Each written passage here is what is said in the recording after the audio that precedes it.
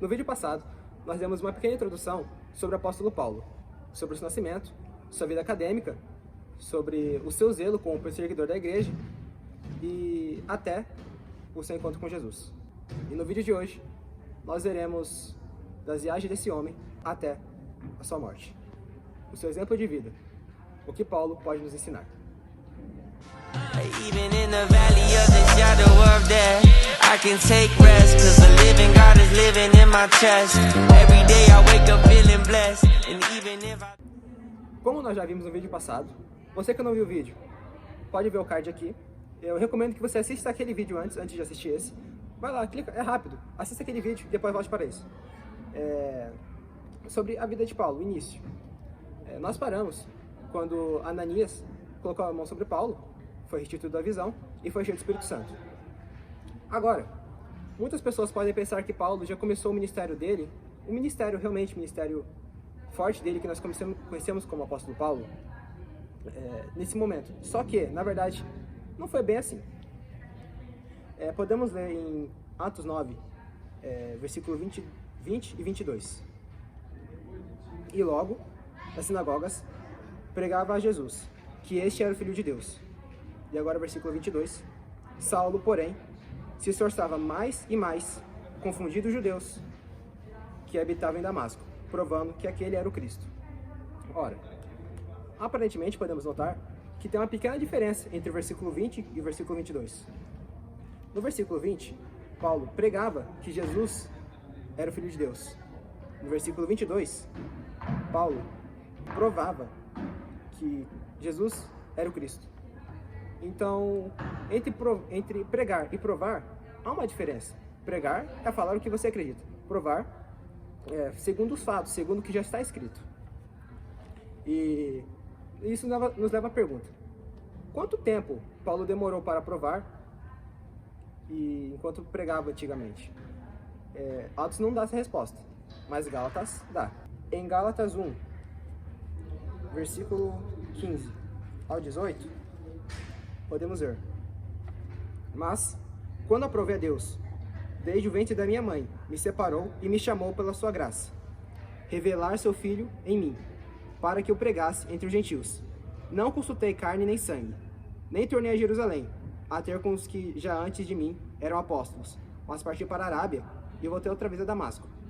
Depois, passados 3 anos, fui a Jerusalém para ver a Pedro, e fiquei com ele 15 dias. Então, entre Paulo pregar e provar que Jesus era o Cristo, houve um período de 3 anos. Então isso pode ter sido um seminário intensivo com Jesus. Paulo provavelmente, com certeza, ele estudou as Escrituras e mais, provando que Jesus era o Cristo. Agora, Paulo recém-convertido, nós podemos pensar que muita gente acreditou em Paulo na sua conversão, mas na verdade não foi muito bem assim. Paulo, ele não é muito bem recebido pelos judeus e acaba fugindo vergonhosamente por meio da muralha em um cesto à noite, porque os judeus conspiravam em matar a Paulo. Depois, Paulo foi a Jerusalém para ver os discípulos, mas eles também não receberam muito bem a Paulo. Mesmo que Barnabé tenha apresentado depois a Paulo os discípulos, eles não gostaram muito da ideia e mandaram Paulo de volta a Tarso, que era a cidade natal dele. E Paulo fica na escuridão em Atos por cerca de 13 anos, até que Barnabé chama Paulo para ir a Antioquia, e lá eles passam 1 ano. Agora começa um dos momentos mais importantes da vida de Paulo, as viagens missionárias. Nós vamos falar de 3 viagens, a primeira, a segunda e a terceira. Vamos falar agora da primeira viagem missionária. Paulo tinha 14 anos de convertido. A primeira viagem missionária foi com Paulo, João Marcos e Barnabé. Eles começam as implantações de igreja na região da Galácia, mas em um momento específico, João Marcos abandona Barnabé e Paulo. Temos muitas explicações sobre isso, mas não entraremos nesse tópico aqui. Depois Paulo segue com Barnabé. Eles vão e realizam milagres, como ministram. E são milagres realmente, porque eles são confundidos até com deuses. Mas a vida de Paulo não constituiu apenas sobre milagres, constituiu também sobre sofrimento. Paulo, ele foi apedrejado, até ser considerado como morto. mas ele não morreu. Essa viagem missionária foi até que bem curta. Paulo e Barnabé conseguiram implantar as primeiras igrejas na região da Galácia, e nós temos o fim da primeira viagem missionária. Essa viagem foi realmente curta, mas entre a primeira viagem e a segunda viagem foi escrita uma carta aos Gálatas, que foi uma igreja fundada na primeira viagem missionária. A segunda viagem missionária. Dessa vez, Paulo ele tem uma pequena discussãozinha com Barnabé. Ué, mas eles não fizeram a primeira viagem juntos? Então, Paulo não gostou muito da ideia de Barnabé querer levar João Marcos na viagem, sabendo que João Marcos abandonou eles no meio da primeira viagem. Então, Paulo e Barnabé discutem. Barnabé, ele pega João Marcos e vai para um lugar, e Paulo vai com Silas para outro. Paulo e Silas seguem viagem, visitam as antigas igrejas plantadas na primeira viagem, na região da Galácia, e Paulo conhece uma pessoa muito importante, ao qual Paulo dedicou 2 cartas. Essa pessoa se chama Timóteo. Paulo, Silas, Timóteo, o grupo que eles estavam, queriam até pregar na Ásia, mas o Espírito Santo por 2 vezes os impediram. Isso mostra que, mesmo que aparentemente uma coisa pode ser da vontade de Deus, ou que nós cremos que é da vontade de Deus, Deus pode estar mandando a gente fazer outra coisa, ou para outro lugar. Mesmo que aquilo seja bom, e não tenha nada de errado naquilo, mas não significa que, porque não é errado, que nós temos que fazer. Depois, Paulo tem um sonho de homem macedônio, falando: passa a Macedônia e ajuda-nos. E Paulo vai. Paulo entra na Macedônia, entra na Europa, assim entrando no Ocidente, onde nós estamos, e a palavra é pregada no Ocidente. Tanto é que, uma curiosidade, Paulo foi conhecido como ser o pregador dos gentios. Enquanto os discípulos de Jesus, muitos deles, pregavam na região de Israel, Paulo focava muito nos povos que não eram judeus. Essa é só uma curiosidade. Então Paulo vai para a Macedônia, e lá ele vai até Filipos. E nós podemos até pensar: nossa, estava indo tudo bem. Sim, estava indo tudo bem até certo momento. Paulo chega em Filipos, e depois de certo tempo, ele é preso. A vida do apóstolo Paulo não foi muito fácil, como muitos podem pensar, como só um grande apóstolo como nós pensamos. Mas por que ele foi preso? Em Atos, no capítulo 16, é narrado uma mulher com espírito de adivinhação, que dava muito dinheiro aos senhores. Porque se você tem um espírito de adivinhação e você sabe o que vai acontecer, é fácil ganhar dinheiro com isso. Mas isso não é uma coisa de Deus. E essa mulher ficava falando para Paulo e Silas: estes homens que nos anunciam o caminho da salvação são servos do Deus Altíssimo. Isso está em Atos 16, 17. Então, mas esse espírito não estava falando uma verdade? Sim, estava falando uma verdade. Mas por fato de ser um espírito que não provém de Deus, uma verdade não pode ser desse espírito. Então Paulo e Silas expulsaram. No caso, Paulo expulsou esse espírito. E com esse, Paulo e Silas são encerrados na prisão. Mas eles não ficam lá por muito tempo. Paulo e Silas estavam orando. E aconteceu um grande terremoto perto da meia-noite. Paulo e Silas estavam orando e cantando. E as portas foram abaladas. E as portas simplesmente caíram. Eles estavam praticamente livres. Aí o carcereiro, ele acordou. Pensando que os presos não estavam mais lá, ele pensou: os presos fugiram. Se eu cair na mão dos magistrados, se eu cair na mão dos meus superiores, eu certamente morrerei. Então ele, embaiando sua espada para se matar, é impedido por Paulo, que fala: não te faça tão mal. Aí Paulo prega para o carcereiro, e ele pergunta: o que faço para ser salvo? Paulo responde: crê no Senhor Jesus, e será salvo tu e tua casa. Paulo, naquele momento, ele poderia ter sim fugido, mas ele não fugiu. Lembra que Paulo era romano? Isso foi falado no vídeo passado. Com isso ele ganhava alguns benefícios, como não ser tomado de certas penas, ou até não ser preso do jeito que ele foi. Então, ele conta isso, depois que as portas caem, depois que o carcereiro é salvo. Ele conta isso, e isso chega nos ouvidos dos magistrados. E não cai muito bem aos ouvidos deles, porque eles temeram o que podia acontecer com eles, porque Paulo não podia estar naquelas condições. Então eles tiram Saulo da prisão e mandam ele para fora da cidade. E uma igreja em Filipos é plantada. Depois de alguns lugares, Paulo vai para Bereia. Como podemos ver em Atos 17:11, que os irmãos de Bereia têm um belo exemplo para nos ensinar. Está em Atos 17:11. Ora, estes foram mais nobres dos que o que estavam em Tessalônica, porque de bom grado receberam a palavra, examinando cada dia nas Escrituras, se essas coisas eram assim. Então, esses irmãos não simplesmente confiavam no que Paulo estava falando cegamente. Eles realmente analisavam e liam as Escrituras. Isso nos mostra que, na verdade, é uma reflexão. Quando tem alguém pregando ou falando a palavra, você acompanha para ver se o que a pessoa está falando é verdade? Ora, os irmãos de Bereia, por essa característica de sempre analisar a palavra, acredito eu que eles nunca caíram em uma heresia. Porque só cai em heresia quem não lê a palavra. Então, se você não lê a palavra enquanto o pregador está falando, ou até mesmo você anota para ler depois do culto para ver se aquilo que foi falado é verdade, você está muito propício a cair numa heresia. Então, mesmo que seja seu pastor ou um pregador muito famoso, analisa. Porque é melhor ler as Escrituras e não ser enganado do que não ler as Escrituras e ser enganado. E por não ler as Escrituras, não ter um zelo com a palavra de Deus, vendo se aquilo era verdade, acabar indo para o inferno. Depois disso, Paulo vai para Atenas, o berço da filosofia. Paulo, ele até tenta algumas coisas em Atenas, mas não surge muito efeito. O número de conversões em Atenas foi relativamente baixo. Com isso, Paulo tem uma frustração. Depois disso, Paulo vai para Corinto. Lá ele passa 2 anos. Em 1 Coríntios, podemos ver uma pequena análise que pode ter sido uma reflexão que Paulo fez sobre o frustramento, a frustração que ele teve em Atenas. Vamos ler em 1 Coríntios 2, do 1 ao 5. E nesses 2 anos, Paulo escreve 2 cartas. As 2 cartas aos Tessalonicenses. E com isso, as igrejas foram plantadas na região da Macedônia e acaba a segunda viagem, com Paulo retornando a Antioquia. E eu, irmãos, quando for ter convosco, anunciei-vos o testemunho de Deus. Não foi com sublimidade de palavras ou de sabedoria, porque nada me propus saber entre vós, senão a Jesus Cristo, e este crucificado. E eu estive convosco em fraqueza, e em temor, e em grande tremor.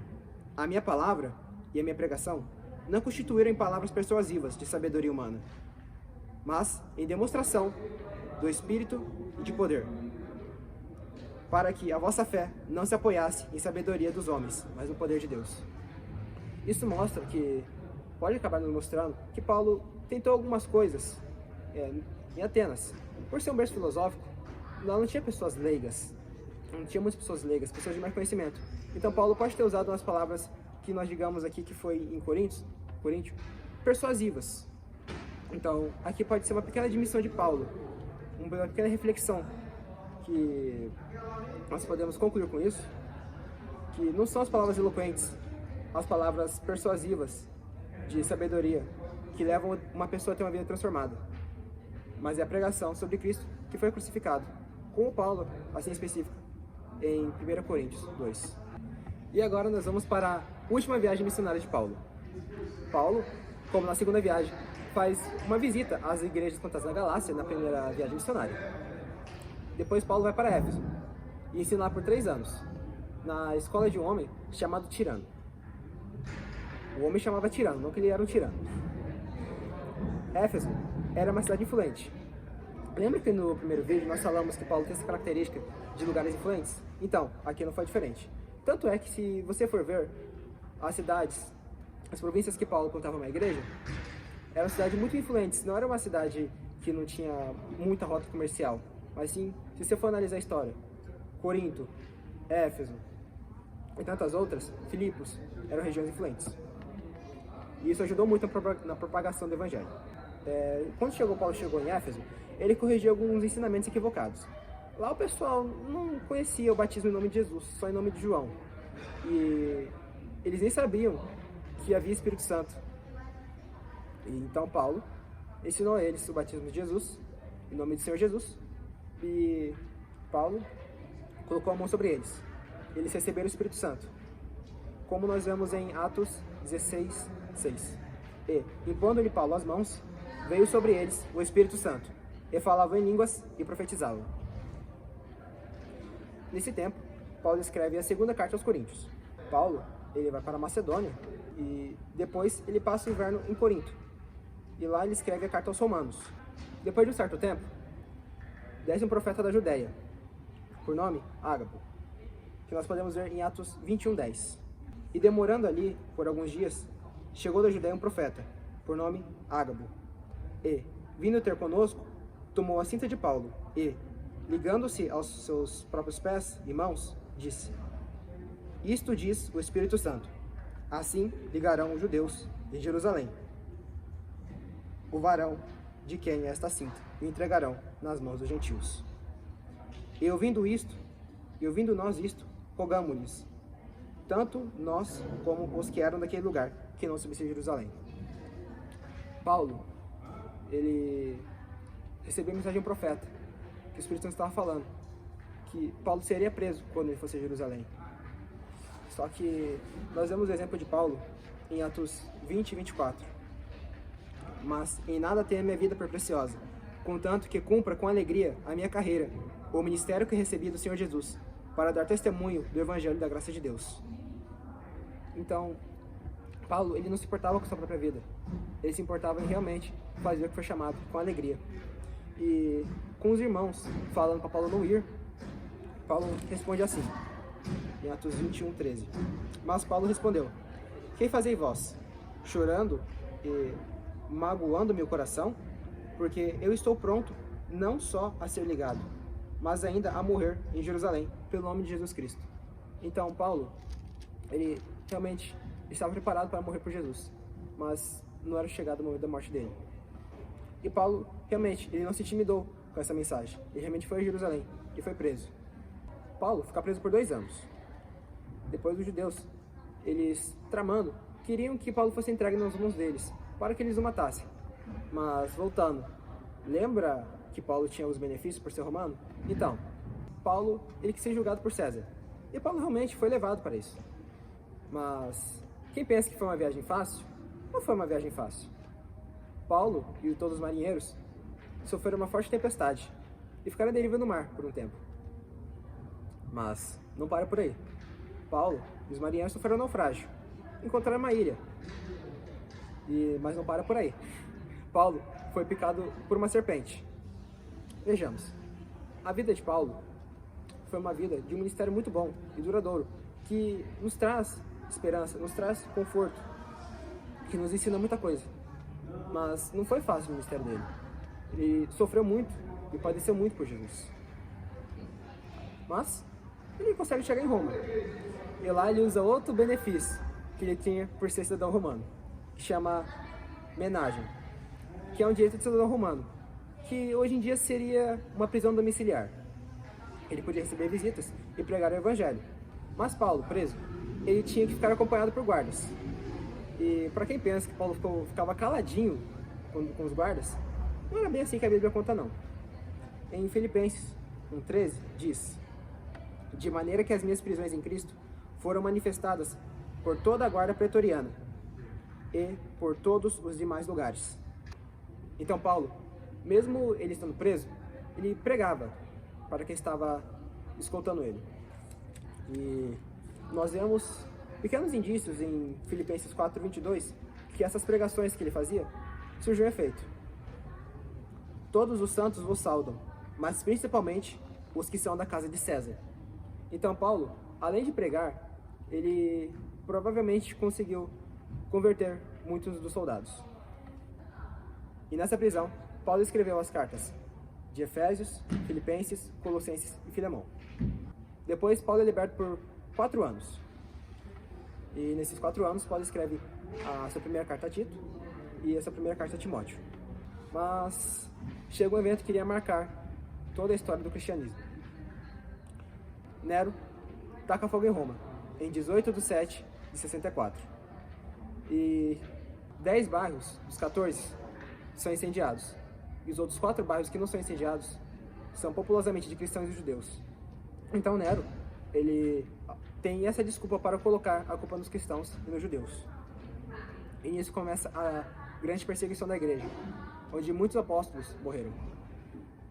E Paulo, por ser alguém muito influente um cristão muito influente, principalmente no mundo gentílico, ele acaba mesmo que sendo um grande alvo. E ele é pego e levado para a masmorra. E lá ele escreve a sua segunda carta a Timóteo, com um tom de despedida, que iremos ler em 2 Timóteo 4, 7 a 8. Combati o bom combate, acabei a carreira, guardei a fé. Desde agora, a coroa da justiça me está guardada, a qual o Senhor, justo juiz, me dará naquele dia, e não somente a mim, mas a todos os que amarem a sua vinda. Paulo já estava em tom de despedida. Ele sabia que, dessa vez, os benefícios que ele tinha não iriam poupá-lo da morte dessa vez. Porque antes a perseguição era por parte dos judeus, mas agora é por parte dos romanos. E Paulo, ao redor do capítulo 4, ele fala algumas coisas que podem nos deixar até com o coração bem entristecido. Paulo falou para Timóteo vir ter com ele depressa. Pessoas abandonaram Paulo no meio do caminho. Pessoas amaram o presente século. Pessoas preferiram o mundo, ao invés de cumprir o ministério de Deus, assim abandonando a Paulo. Muitos amigos de Paulo, companheiros de ministério, foram para lugares. Paulo, em sua primeira audiência, ninguém foi na sua primeira audiência, mas Deus o fortaleceu. Como nós podemos ver em 2 Timóteo 4,16. Ninguém me assistiu na minha primeira defesa. Antes, todos me desampararam. Que isso não lhe seja imputado. Mas o Senhor me assistiu e fortaleceu-me para que, por mim, fosse cumprida a pregação e todos os gentis a ouvissem. E fiquei livre da boca do leão. Então, Paulo, ele estava contente no Senhor. Ele sabia que a força dele vinha do Senhor. E Paulo, mesmo estando em situações precárias, ele queria estudar, ele queria conhecer a Cristo. Paulo tinha uma sede por Cristo. Paulo tinha uma sede pela palavra de Deus. Como podemos ver em Atos, 2 Timóteo 4,13. Quando vires, traz a capa que deixei em Troade, em casa de Carpo, os livros, principalmente os pergaminhos. Paulo é alguém estudioso, alguém que realmente queria conhecer mais do Senhor. Aqui nós vemos um pequeno indício que Paulo pode ter sido capturado na casa de Carpo. Então, Paulo foi um grande exemplo de vida. Depois de 2 Timóteo 2, capítulo 4, versículo 22, o Senhor Jesus Cristo seja com teu espírito, a graça seja convosco. Amém? Nós não temos mais nada falando sobre Paulo. Segundo a cultura, Paulo foi morto, decapitado. Paulo nos deixou um exemplo de vida muito grande, que nós devemos cumprir o que fomos chamados para fazer aqui na Terra. E Paulo fez isso. Paulo não se importava com sua própria vida, desde que cumprisse com alegria o que ele tinha que fazer aqui na Terra, o chamado que Deus tinha dado para ele. A nossa maior missão é testemunhar e proclamar o reino de Deus para todos. Um último ponto que queria deixar aqui é sobre Paulo, que é um grande exemplo para nós. Em 1 Coríntios 11:1, Paulo diz: sede meus imitadores, como eu também de Cristo. Paulo era um imitador de Cristo. Nós devemos imitar a Paulo, os atos de Paulo.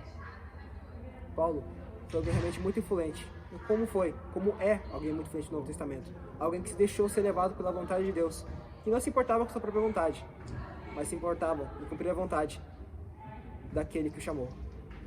Eu espero que você tenha esse desejo de deixar suas vontades de lado e seguir o que Deus te chamou, não se importando com os seus sonhos, seus projetos, mas sim com os projetos que Deus tem para sua vida.